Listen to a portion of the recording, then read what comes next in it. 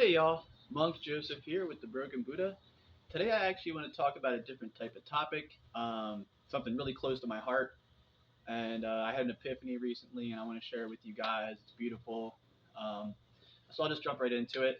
All right. So anyone who's ever seen all my videos, especially the mental health stuff, I've seen a thing or two, hit a speed bump or two. And one thing I think that's always really disparaged on me is I feel like I never had a mentor. You see all these people make things of themselves and they talk about their mentor, their parents, people that taught them things that helped them in life. And, I had to realize at 41 that I did have a great mentor. It just took me this long to realize it. And his name was Mark. And he was a mentally handicapped gentleman. I almost want to say handy, more capable than you and I. And you'll find out why in a second. Um, I've studied a lot of things, a lot of good, intelligent people, and the only lessons that I see that will stand in my life are from Mark. Um, so I'll just jump right into the lessons. So I used to watch him when I was 18. He was 31. I can't believe it took me this long to realize that he was my most solid mentor. And I would watch him for his mother when she would go out and do stuff or wanted to go somewhere. And of course, he was also part of, this was a gypsy circle we're talking about. So we were all people without people that had come together. And I don't talk to these people anymore. This is a very, very, very long time ago in a place very far away.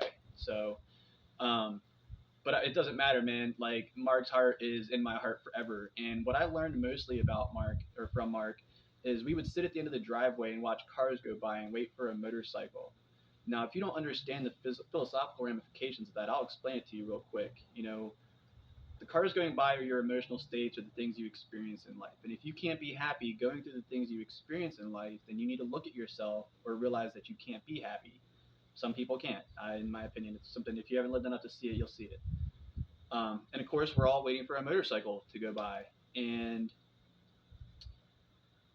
the the furtherance of that is after the motorcycle would go by, he wouldn't be like less happy than he was before the motorcycle. He'd go right back to being happy. So, if you can't go through life watching the things go by and be happy, waiting for your motorcycle and go back to being happy after you get your motorcycle or you keep it or you don't, then you need to, double back and be like, why is a mentally handicapped person more capable of experiencing these things than myself? And I will spend the rest of my life trying to figure out these lessons he taught me. It's such a great perception of of a sage, I want to say, because they talk about the sages teaching without speaking and doing without doing.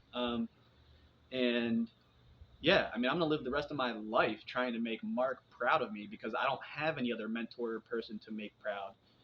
So and I know enough about him. Like, I mean, he would only grunt, but I knew what each grunt and sound meant. Like specifically, if you wanted to go out and watch the cars, it was this. If you wanted to eat, if it was that. If you needed to use the restroom, it was that. So it was very interesting to learn a whole language of somebody who couldn't speak and be able to communicate, and then learn these philosophical things from him. The other thing I learned that I deem very important is, a lot of people don't worry about the religious ramifications of what I'm about to say, but a lot of people don't really ever look around and see what this manifestation is, what this existence is. They're too busy counting stars or looking out for meteors. Um, but the fact is, I mean, if somebody would have told me when I was little, like, hey, look, God came here once and they killed it, and your only great mentor is going to be what everyone thinks is an invalid. Um, I feel like I could have prepared myself a little better, if I would have had a real perspective of what it is here, in the existence. And those are the truths, whether it doesn't matter if you believe in any of the stories of the scriptures, the fact that that's still like a mainstream idea and everyone's like, yeah, we killed God, so what? That's exactly my point, man. You guys need to look around. We need to fix this. Um, but no, I'm not knocking Mark, man. That is, I had a pretty solid cry over this because it's interesting to realize at 41 that my only mentor was a mentally handicapable guy, and what a mentor! Like those lessons are gonna stick with me every time I'm experiencing everything. I mean, you're experiencing watching cars go by today. You might be experiencing the motorcycle that makes you real happy.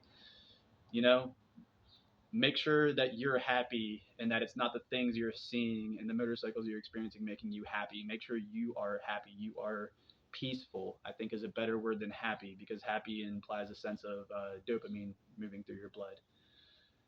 All right. So there you have it. That's the story of my handy.